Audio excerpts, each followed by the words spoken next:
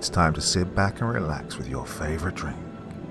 And listen.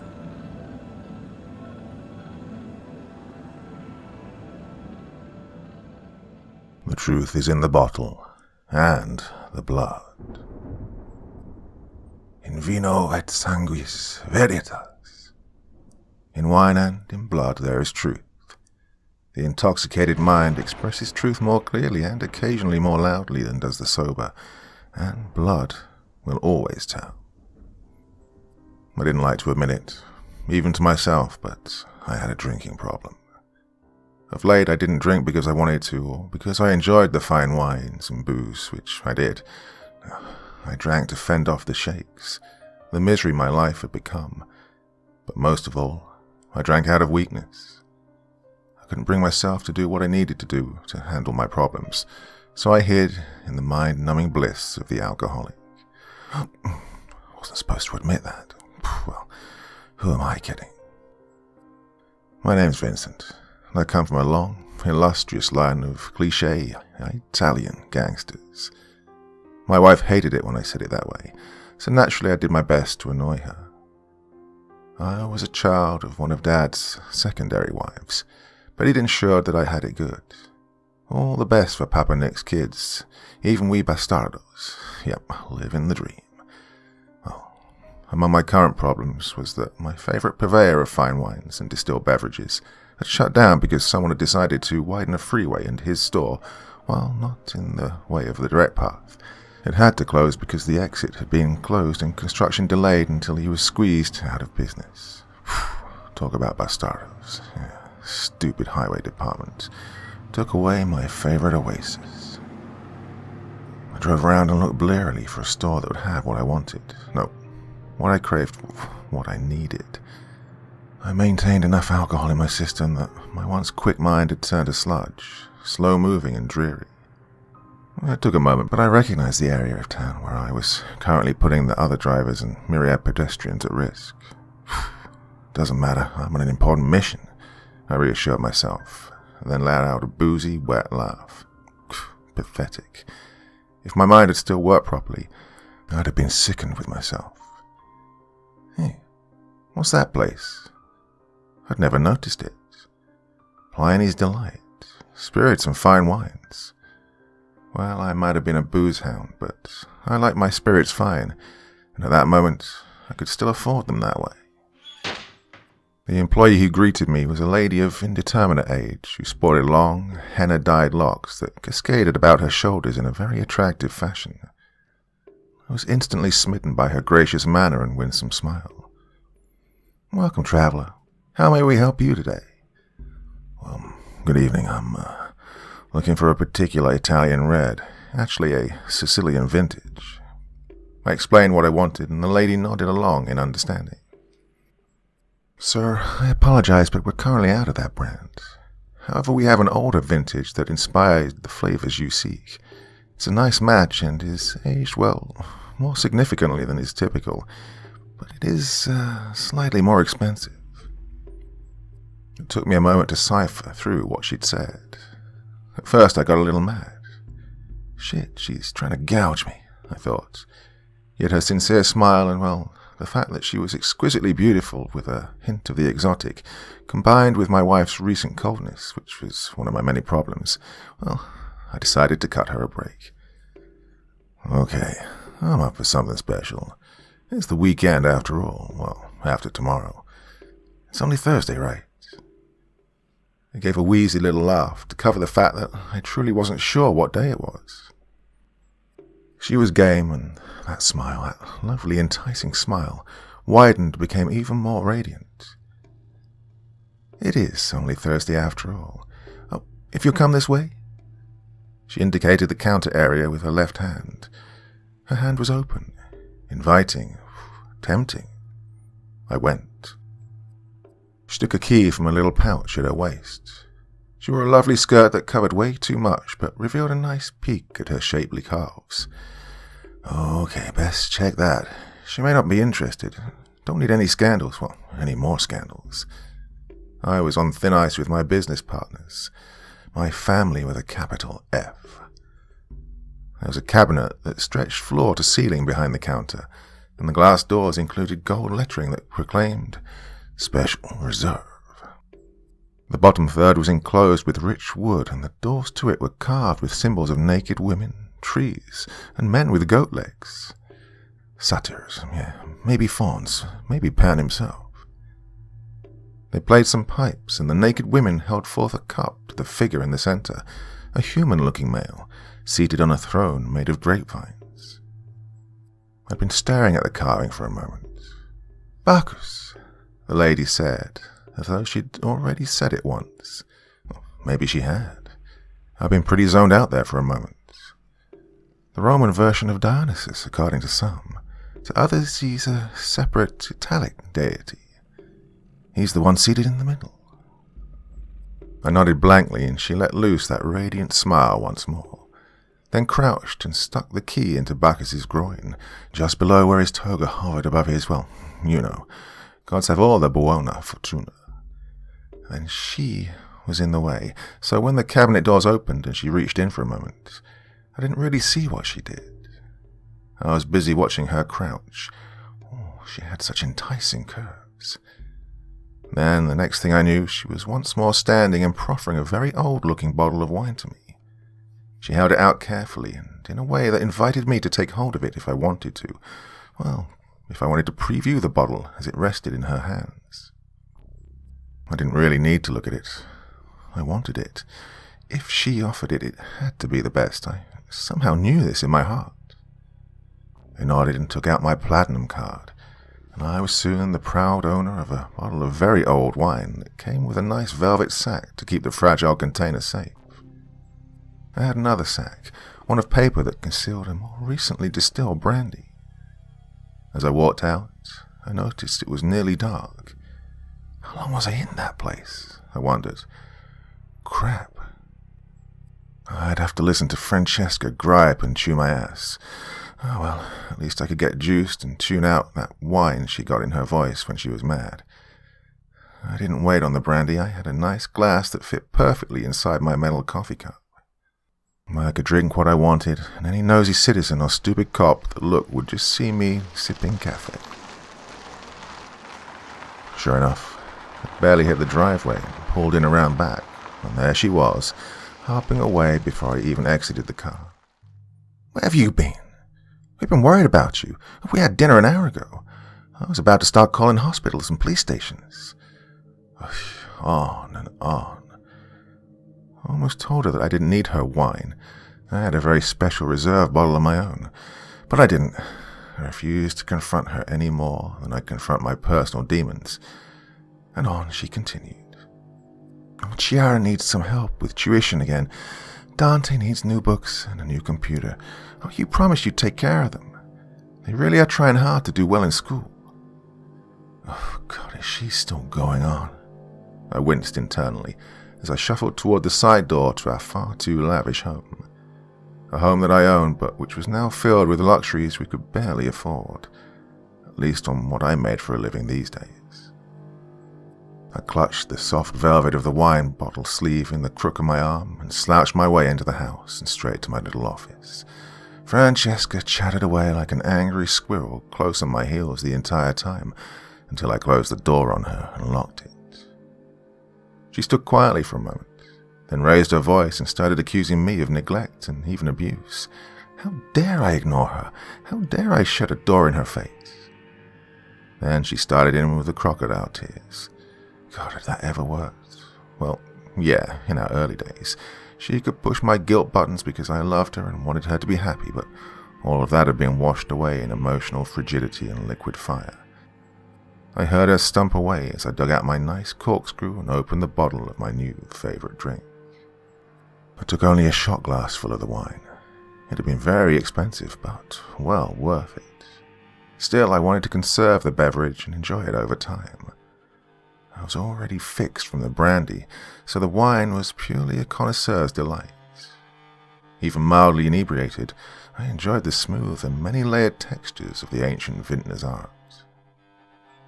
By the time I decided to stumble to bed, I was surprised by my son in the hallway. He'd been clearly waiting close by to ambush me. Dad, I can't believe you closed the door on Mom like that. You know I've been waiting like all afternoon to speak to you. That's what his mouth appeared to be saying, speaking in his snivelling tone and peppering each sentence with the word like, and ending with an upward whining inflection, as though every statement was a question because he was too spineless to make a statement unless he knew that the other party would just ignore him, as I normally did. What I actually heard, though, in my mind was, I don't know why I bother speaking with you. I wish you'd just send a deposit to my account and then go pass out. I effing hate you.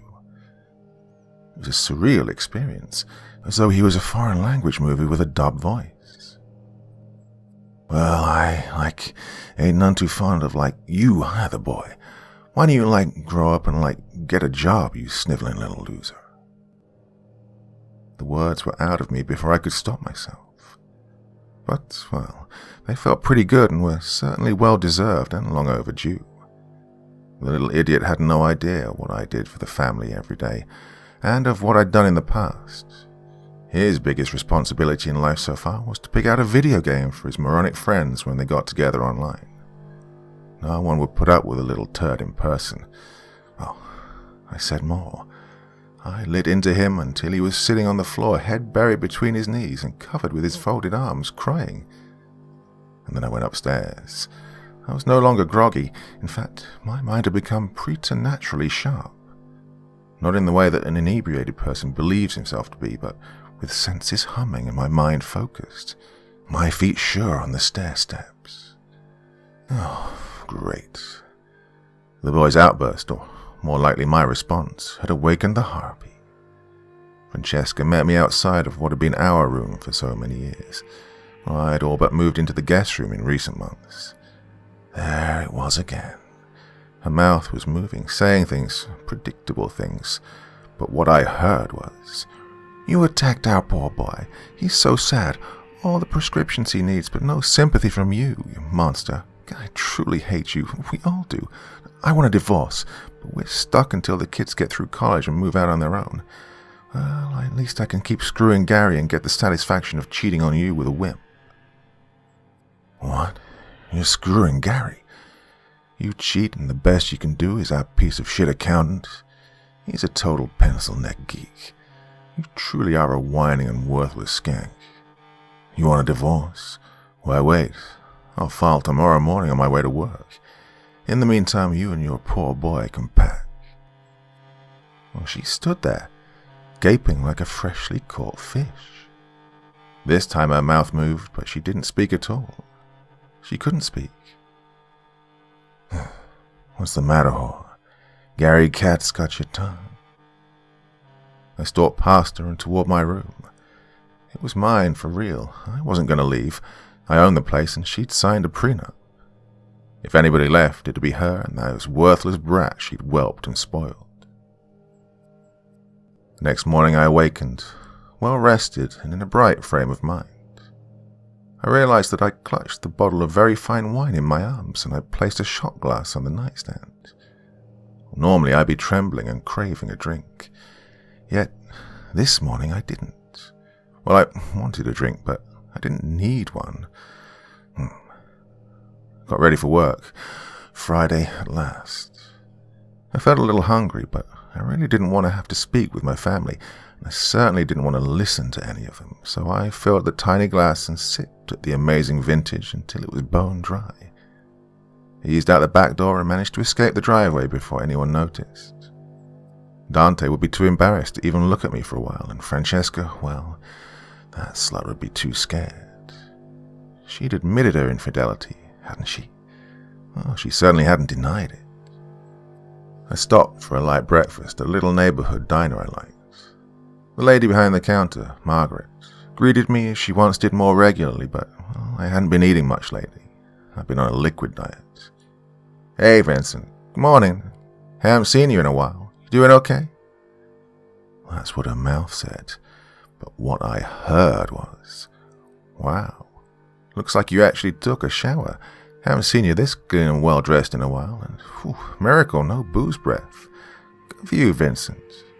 You was always a nice customer before." I paused in the process of taking my seat. And this was weird. Last night I could excuse the illusion as part of my intoxication. Yet here it was daylight. Me completely, well, as close as I've been in a long while to being sober, but it was happening. I was hearing the words she wanted to say rather than what she actually said. It was such a disorienting juxtaposition. I didn't know what to say, so I just smiled and took a seat on one of the stools at the counter. I ended up leaving her a nice tip for her kind thoughts. After breakfast, I called in and let the secretary know I'd be late since I needed to drop by and visit my attorney. The response I heard was, "Yeah, sure. I bet you need your rest, Lush. Don't worry, though. Everyone else will take up your slack. Now I'll have to listen to your bitch half-sister rant about how worthless drunk of a brother. Oh, thanks, asshole." I wondered while I was eating whether my perception would still be different than what people actually said to me when I used the phone. No way Anna would have spoken to me that way. No matter what an ass I was, she was invariably polite, her features consistently inscrutable. Something weird was happening.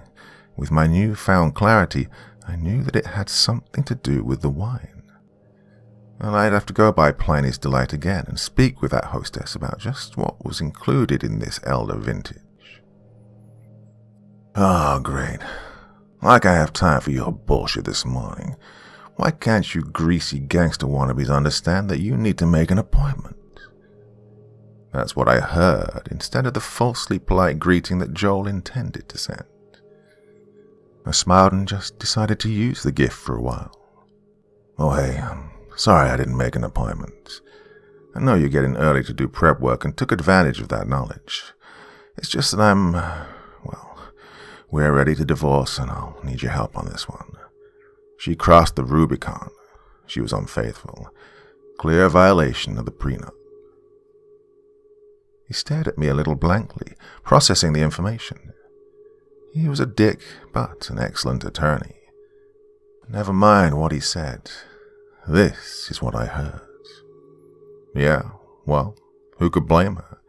She has a great counterclaim, with you being a booze hound and all. She even have any proof of the infidelity? Well, she's a nice-looking woman. I'd certainly do her. Well, might as well dive off into the Q&A. Apparently I could hear mental clutter as well as conscious thoughts for as long as the person spoke. Well, I spent the next half hour answering his questions and figuring out what I'd need to do to get the ball rolling before she could prepare. It was hard to separate at first, but the more we talked shop, the more his words coincided with the movement of his mouth. I didn't know for certain whether his mind and words had synced, or my perception had clouded. Maybe the effects of the wine had worn off. We wrapped up and I left the office, afraid I'd already lost track of my newfound abilities. If not, this power would be great if we had to go to court.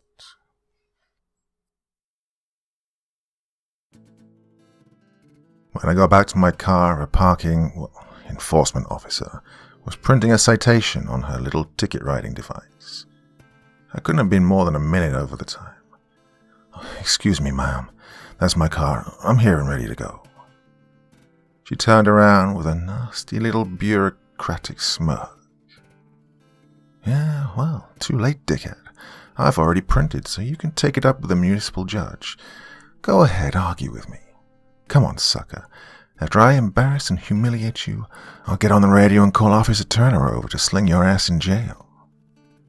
As best I could tell, she'd said pretty much the same thing, but more politely, and without the immediate threat to call in an actual officer. I thanked her, explained how I truly appreciated her service and hard work, and that it only meant to save her some time. She looked astonished that her little snarky trap had been sprung but left empty. I took the stupid citation and got underway. Well, the true test would be my legitimate business partner, Linda, my half-sister by yet another secondary wife.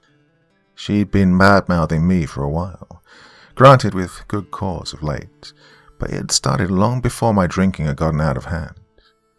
Come to think of it, except for the special reserve wine, I hadn't consumed any alcohol since the brandy last night. Yet I was feeling fine, still alert, still sharp, not even a slight tremor. I greeted Anna as I breezed by to head to my office. "Good morning, Anna. Thank you for holding the fort. Anything pressing?" I knew there wouldn't be, but I wanted to hear what she'd really say. She looked at me with a little surprise. "Good morning, sir. Nothing waiting for you, but a fight with your little sister. She's gonna kick your ass." I waved and nodded and continued on my way, and sure enough, when I entered my office, there was Linda, crouched over the keyboard at my desk.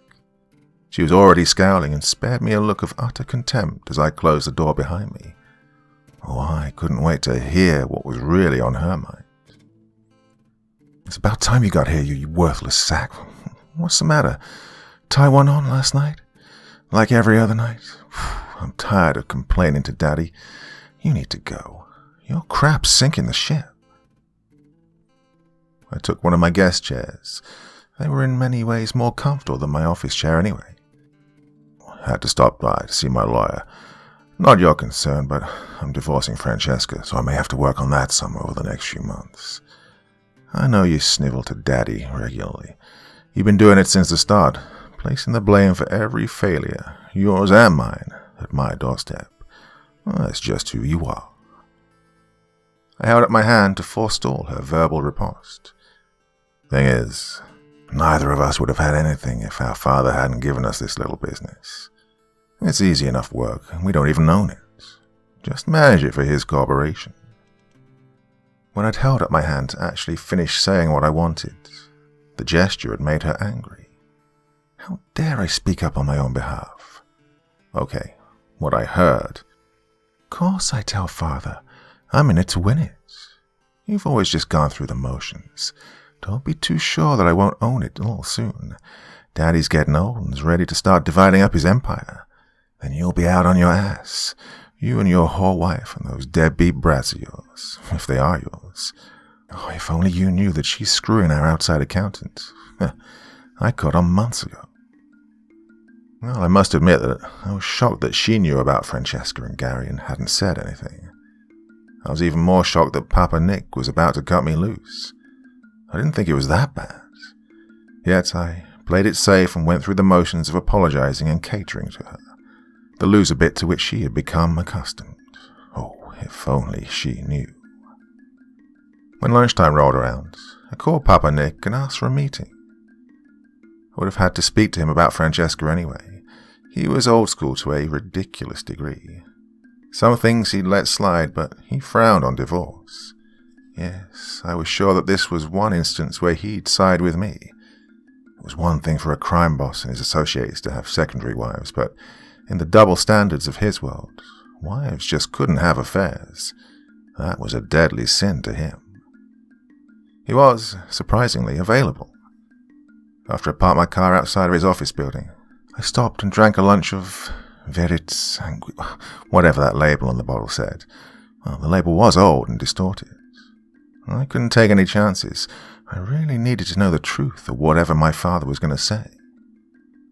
His secretary greeted me calmly and sent me straight in to see the big kahuna. He didn't rise nor offer to shake my hand. His favorite goon Frank loomed in the corner and nodded as I took my seat. Frank was unlikely to speak or participate. He was essentially a piece of lethal furniture, there just in case. Well, the old vino was working well. "So, how do you want to waste my time today? Come to snivel about your slut wife? I may not be able to let it slide, but I can't really blame her. You dickless little turd. Outmanned by an accountant. Maybe we should do a DNA test to see if you're really my son. Who am I kidding? With that nose and those eyebrows? Gotta be mine. Besides, his mother would never have screwed around on me." I think I surprised him when I smiled.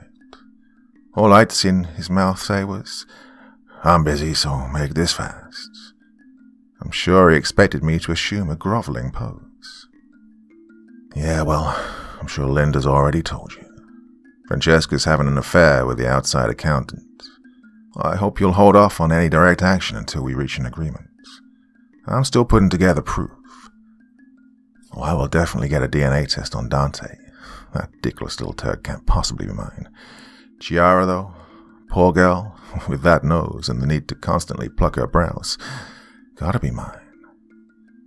He blanched a bit. I thought he might have a stroke on the spot. Well, at least I wished. Look, I don't want any favors. I know I've let things slide for far too long. I crawled inside the bottle to get away from my problems. It's not where I belong, and I will fix it. I will get back on top of the office. I just wanted to be respectful and let you know what had happened and what I was doing. I waited. His intended outward response was conciliatory, a bad sign, especially when I heard his actual plans. I really loved your mother, and I had high hopes for you, son, but it's too little too late, and you've broken too many promises to get yourself straight. I have legitimate sons and daughters, and Linda's doing a great job. You're just a drain on our bottom line. We'll take care of Francesca and Gary, but the grandkids may as well get everything. You just flush it down the Tiber. Oh, scratch that. The Whiskey River. Best be careful when you leave the building. Never know who might follow and what they might do. Well, it was my turn to blanch. Et tu, pater. I knew he was not a patient man, but I'd never imagined that he'd become so angry, so disgusted with me. He'd been disappointed when I hadn't taken on the criminal side of his operations full time. He wanted his legitimate heirs to stay legitimate. But bastardos like me could get involved with any nasty activities that would take care of his needs and allow his real kids to keep their hands clean and consciences clear. Well, I'd always tried to please Papa, but that short time among the wolves, like Romulus and Remus, had led to my drinking. I had apparently become so worthless in his eyes, such a disappointment, that he could casually discard my meaningless life. He rose and opened his arms for an embrace. You're an embarrassment. I'm old and dying, but I have pride and I will not have a drunk as any part of my legacy. I embraced him, and we bussed cheeks in the old style. I knew it was a send-off. He truly was the last of the old-time stereotypical mobsters. As I left, I saw Frank Jr. in the lobby. He was definitely a source of pride for his father. Looked just like him, same last name, same bulky goon frame. He smiled at me without humor and flipped up his chin in silent greeting as I passed.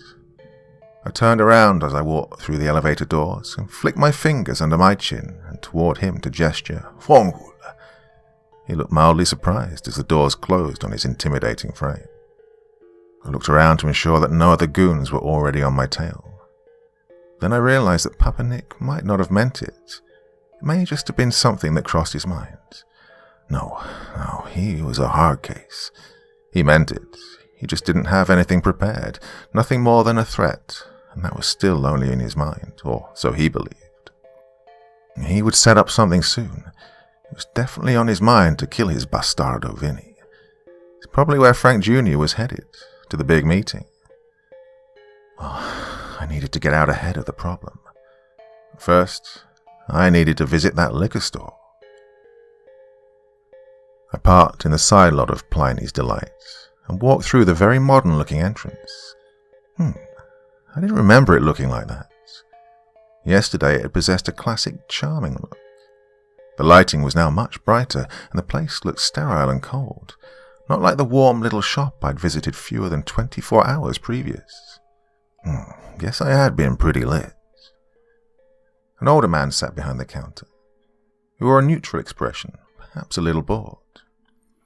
Excuse me, I was in here yesterday and spoke with a nice lady. Is she here today?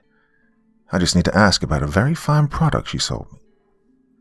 Well, I didn't care about his response. I listened for what he really said. But all I got was what he intended to come out of his mouth. And I'd learned to tell the difference. Sir, we currently have no female employees. Perhaps you're in a different store or are mistaken about whom you met. I must have assumed a stupid expression as I stood back, confused, and looked around the store again. The cabinet. It was there, just as I recalled it, only now it didn't reach the ceiling, and on top was a very old photo. It was black and white, well, yellowish with age and era of photography, but there was no doubt.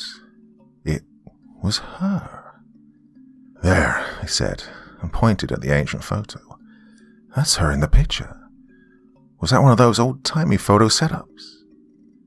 He briefly glanced over his shoulder and looked at me sourly. "Sir, I think you're definitely mistaken. That's the owner's great-great-grandmother.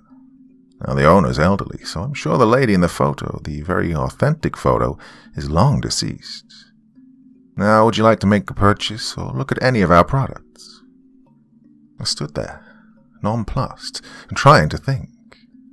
Something was definitely off about this place, about this man, and about what had happened just yesterday. So, she sold me something from that old cabinet behind the counter. A great but very old vintage. But before I could go any further, he raised his hand and interrupted. "Sir, there's nothing in that cabinet. It's an antique, purely for show. We don't even have a key for it anymore. Now, if you like older wines, we have a few in our top shelf selection." I could tell that he was impatient and really wanted me to buy something or leave. I didn't need the vino for that message to get through. I thanked him, maybe apologized, some mumbled, inane response. Perhaps the vino had worn off or no longer affected me. I rushed to my car in a panic and just took a small swig. I felt a little rush of energy, but nothing else. I knew I had to fix things. It might lead to more nightmares and problems, but it was time to do or die. Literally. As I drove, my memories strayed back to my youth. I'd had pretensions of becoming a wise guy like my old man. I threw out his name and used his reputation rather than building one of my own. And that's where the problem started. Eventually I got crosswise with a man who didn't fear Papa Nick, much less one of his punk kids. Big Jim Elliot had his own criminal enterprise and his own staff. Papa Nick could have taken him. His organization was bigger and more established. But there was no need, and wars were costly. Well, tell that to a 19-year-old trying to prove himself worthy of his father's attention. I made the fatal error of disparaging Big Jim in public, calling him small-time and a wannabe. Dumbass that I was, these appellations applied more to me than to him. On some level I must have craved a fight, and I got it. In addition to shooting off my mouth, I was shooting pool at Lacey's pub with some of my up-and-coming idiot friends. I was about to sink the 8-ball and win another round. A cigarette dangled from my mouth. I had to talk some smack as I prepared to shoot, like I was in some black-and-white gangster movie from the old days. "Yeah, well, I say Big Jim's a lightweight. Nothing without his crew of flying monkeys." And that's when the lightweight and his flying monkeys made their presence known. A shadow loomed over the pool table. Now, did I mention that Big Jim was called Big for a reason? His goons backed down my nascent crew with nothing more than hard stares. "So, you have something to say about me and my crew? Try saying it to my face, sonny boy." He was definitely not taking this with grace or a hint of forgiveness in his heart. I glanced around and saw that my allies had turned instantly into quivering punks. They needed their leader to take a stand. "Yeah, well, if you know..." That's as far as I got. I don't even remember the rest of the thrashing and stomping I got, and didn't feel it until I regained consciousness in the hospital. He'd knocked me out cold and then given me the thumping I'd needed for my entire life to that point. Papa Nick stopped by the hospital to visit, and to ensure that I didn't finish digging my grave. "You will publicly apologize to Big Jim." He pronounced it like a sentence, and that's what it felt like. Through the labored breath caused by my cracked ribs and broken nose, I tried to object. "But Papa, everyone knows he's just a fad. He has no staying power like us. He held up a hand. "I'll stop you there, Vinny. There is no we. If you want to follow in my footsteps, you'll have to prove yourself. You have no right to ride on my name. You'll have to do things that will wash away any notion that you're soft, weak, or a fool. Take actions that'll instill fear in others so they completely forget what a punk you were today." Well, now, it seems the vino worked on me even when I talked to myself. I saw my next destination ahead, a building where a certain accountant worked, a real pencil neck. My blood began to boil, but I had to remain calm, composed, so he had no idea that I knew. He'd assumed that I was drunk and had mistakenly stopped for a non-existent appointment. He worked out of an older building downtown. There was a camera on the main entrance, but none anywhere else. Well, we weren't the only clients who used the back door and preferred anonymity. Gary was a whiz with tax codes. We had regular accountants for day-to-day operations, but he kept us away from federal, state, and local scrutiny. Well, I timed it perfectly. His receptionist took off at 3 on Friday afternoons. It was 3:15 when I sauntered into his waiting room. I paused to listen at his door. No conversations, so no witnesses. Just some pussy-ass pop satellite music he liked to listen to while he worked. I knocked on his door, way more loudly and forcefully than necessary. Hey, well, I was a drunken loser who couldn't keep hold of his wife, right? I opened the door and bopped him with the edge as he approached from the other side to open it himself. Sorry, Gary. That was really bad timing on my part, I said with a drunken slur. He backed away, his hand clutched to his left cheek, and the red spot that grew and promised to become a shiner. I stepped closer to him, pretending to have concern. Are you going to be okay, buddy? Wow, that was really a knock. It's okay, though. Makes you look tough, like a gladiator or something. One of those guys in that Sparta Woo's It show. He stood there shaking in mortified anger. He wanted to lash out, but he knew that he couldn't. He spoke assuaging words of forgiveness, but this is what I heard. You drunken moron. If you'd stay sober long enough to plow your idiot wife, then she'd stop bugging me. You're not only a limp dick, but you're clumsy. Why don't you go dive off a bridge or something? Well, I smiled, satisfied that the vino still worked. And then I decked him. I draped his body over my shoulder and hefted him up the back stairs to the maintenance access door on the roof. I looked around for witnesses, but unless someone in the next closest building deliberately watched with a telescope, they wouldn't see anything unusual. I quickly carried him to the edge of the building that had an alley below. He'd started to regain consciousness, so I stood him on his feet at the ledge and slapped him the rest of the way awake. So, Pencil Neck, you think I'm dickless? At least we agree that Francesca isn't much fun in the sack. I had the satisfaction of watching his eyes grow enormously wide and fill with fear. He stammered out what he intended to be placating words. No, wait, please. You psycho, you can't do this. Everyone knows I cuckolded you. You're a drunken fool, but people will notice I'm gone. They'll miss me. Why can't you just jump off the building and leave me be? I gave him my best wicked grin. I'm not driving off any bridges or jumping from any buildings. I find that I have something to live for. He gave me an owlish, questioning look, tinged with a hint of hope.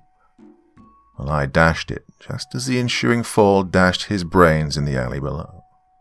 Unlikely anyone would find him until Monday trash pickup at the earliest. Very appropriate. Maybe his fellow rats would take care of some of the potential evidence.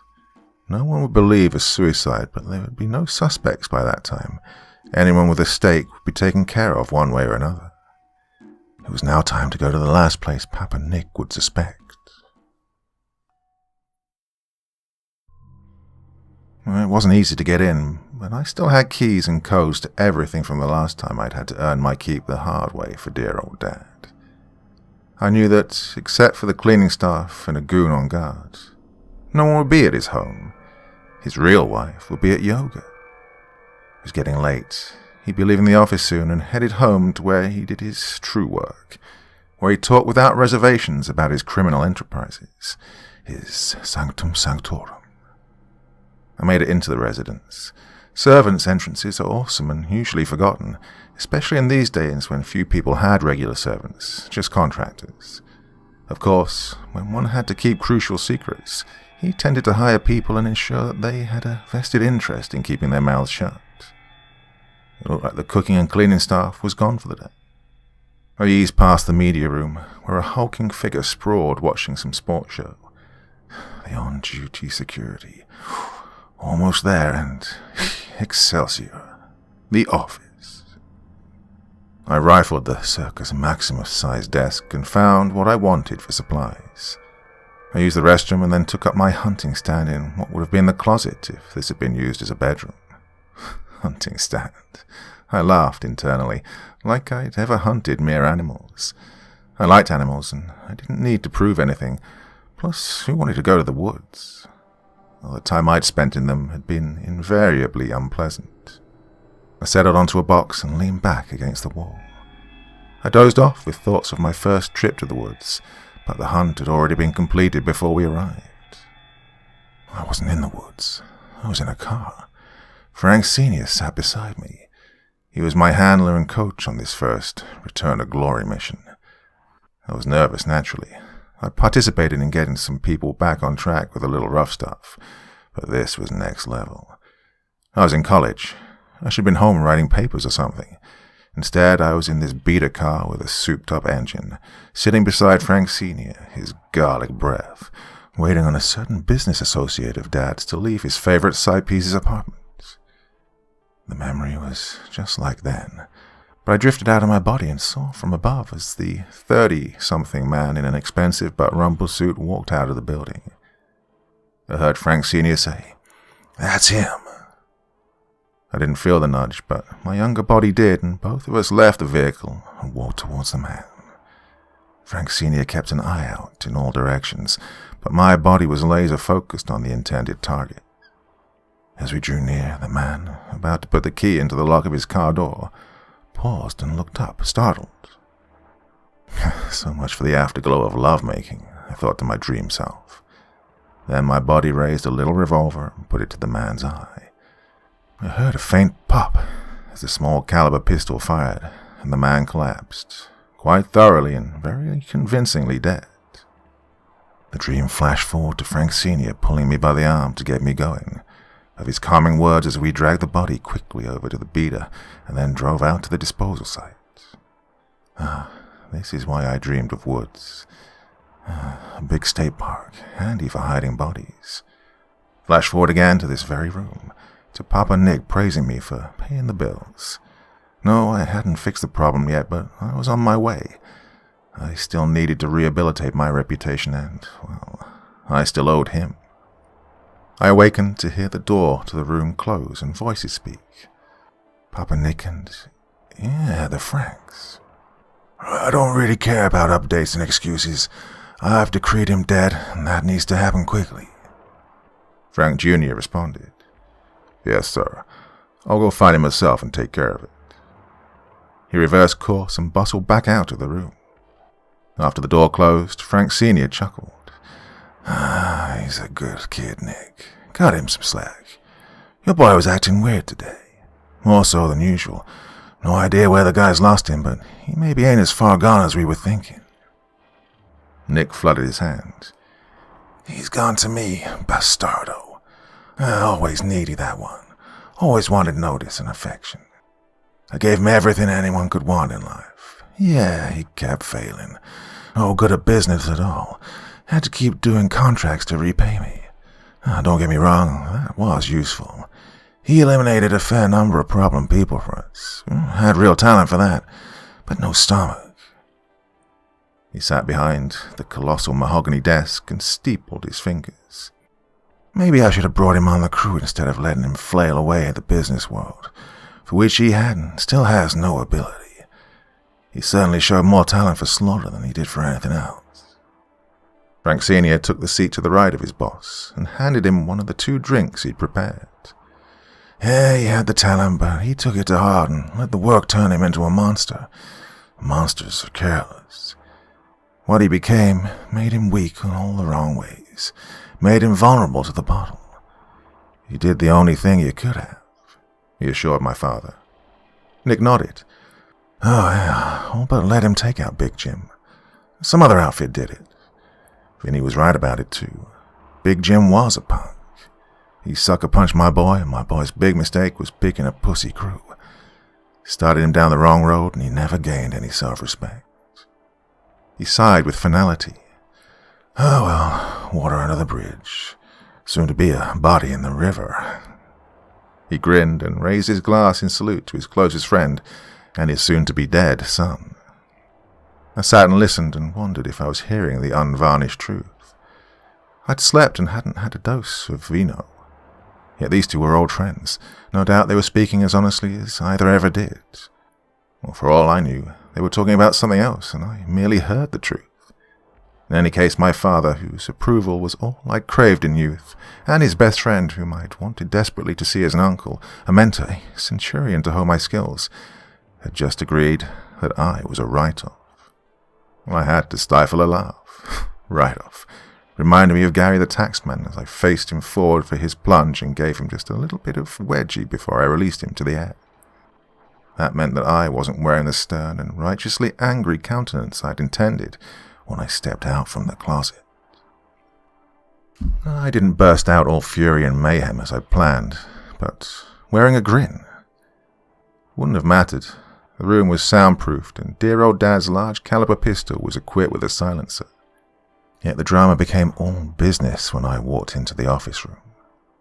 First, I shot Frank Sr. in the head. Once for fun and once to be done. The way he himself had taught me, though the large caliber did make a mess of things. Papa Nick whipped open his top drawer and dug for the pistol that currently filled my own hand.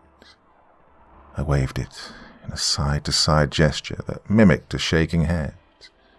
He reached down to retrieve the little derringer he kept on his ankle. I stepped around the side of the desk and stomped on that ankle. He barked out a high-pitched cry of agony, then slumped out of the chair and curled himself on the floor, all while clutching at his wounds. Oh, come now, Father. We must show some dignity, some style, some gravitas. The lessons you ground into me. We must keep up appearances, best practices and all. He stammered with the pain, with age, with an already diseased and damaged heart. Vinny, please, we can talk. Why are you doing this? I favored him with my most sinister smile. Oh, you talked, and I heard. Not what you said, but what you really had in mind. Now you and Frank just confirmed what I suspected. You meant to have me killed. For what? You think I'm an embarrassment? I started drinking because of the nightmares, because of what you drove me to do. The bodies I've taken out and stacked in unmarked graves under the pines for you. Then I started drinking some more. My grin turned savage. I guess my piece of shit half-sister hasn't caught on yet. You have plenty of cause to have me eliminated. I've been robbing the company blind for years. Just thought you should know before you die. Oh, I'd been terribly stressed. I slipped into the bottle all unawares, but I'm completely sober, and I'm enjoying this moment. At that point, I was startled by a knock at the door. It's me, Frank Jr., sir. Oh, that brown-nosing piece of weasel shit. I chuckled. This was getting better by the minute. I placed the barrel of the pistol to my lips to shush Nick, who looked hopefully at the portal. I saw the look and shook my head in mock pity. Not gonna help you. I yanked open the door and grabbed the thug by the front of his shirt and hit him with the barrel of the pistol, then pulled him inside and shut the door behind him. He stumbled forward but stayed on his feet. He scrambled for his own pistol but stopped when he saw his father's body with the extruded brains stretched in front of the desk. He knelt beside the still warm corpse and grabbed its hand. I like to think that just before I fired the round into the back of his skull, that he felt immense grief, immense loss and failure. Stop, I ordered before I even turned back to Papa Nick. He tried to sneak over to the door while I was savoring my triumph. He started and hunched his shoulders. At first I thought it was in resignation, but oh no, this night kept getting better. I made my escape into the darkness. The bodyguard was still watching television and now had a pair of companions, presumably Frank Jr.'s team.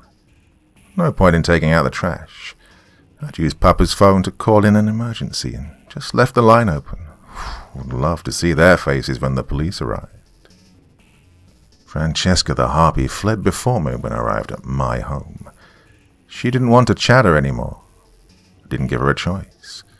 Freshly fortified by the vino, I cornered her in our bedroom, my bedroom, and I heard, "Vinny, I'm truly scared. The kids and I just want to be free. I'm so scared. Please don't kill me.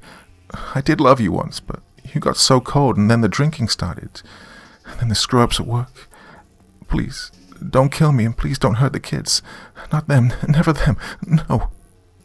After a while, I couldn't tell what she was saying from what I heard. It was the same babble to which I'd grown accustomed. Oh, I can't believe that I ever loved this thing. Now she disgusted me. Used up, frightened, feeling genuine terror at my approach, at what I'm sure appeared to her like a stone-faced enforcer. Well, in wine there is truth, and in fear there is as well. I didn't hurt her. Just told her to leave, that I didn't need to kill her. She was already dead to me. I even let her pack a few things. She, of course, hadn't taken me seriously that night. Dante emerged from his room, headphones dangling and that vapid look on his face from when he'd been immersed in his video game fantasy worlds for too long.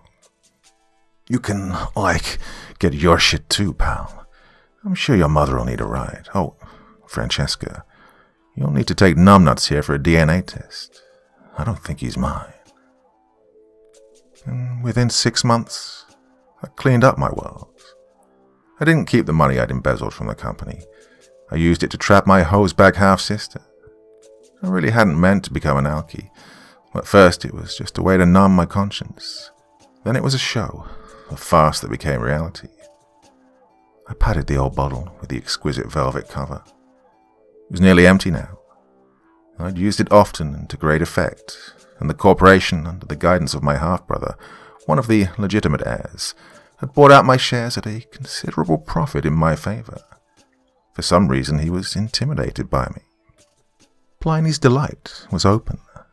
The lights inside the classic storefront twinkled and beckoned, and all appeared as it had on that first visit, the one when I was so hammered out of my skull. There were several cars in the lots, and it looked and sounded like there was a party inside. When I made my way through the front door, there she was, that lovely lady, no mere photograph, but here and alive. "Welcome back, Vincent. I see that you enjoyed the Veritas est in Sanguinem vintage. I trust that you've found the truth that you sought."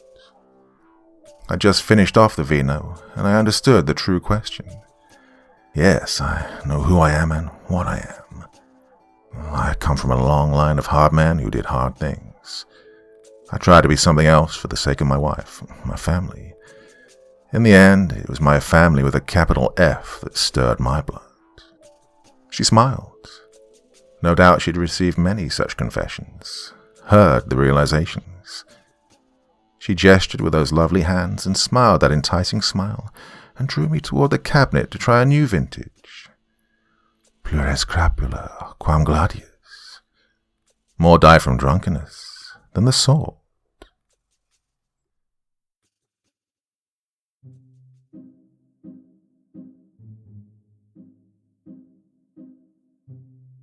So a pretty nice way to start off the new year there. Starting off in style, as I mean to go on. Well, as I mentioned in the previous video, looking for some input from you guys. What kind of stories would you like me to do? What kind of themes do you want me to cover in 2021? Open to anything, really. Going to be going forward as I have been Monday, Wednesday, Friday, and probably the series are going to come up on Sunday evenings as well. And of course the podcast is there. If you're not listening to the podcast, please do. I'd like a few more of you guys to go over and listen to that. If you could, it'd be great. Just, well, it's available everywhere. Apple Podcasts, Spotify, anywhere where you get your podcasts, really. So, links in the description as always. Well, that's enough for me for one evening. Pretty good start to the new year compared to last year. Let's hope it continues this way. So, back on Sunday with something, not quite sure what yet. Hope you'll join me. Say you will, go on. There you go. Until then, very, very sweet dreams, and bye-bye.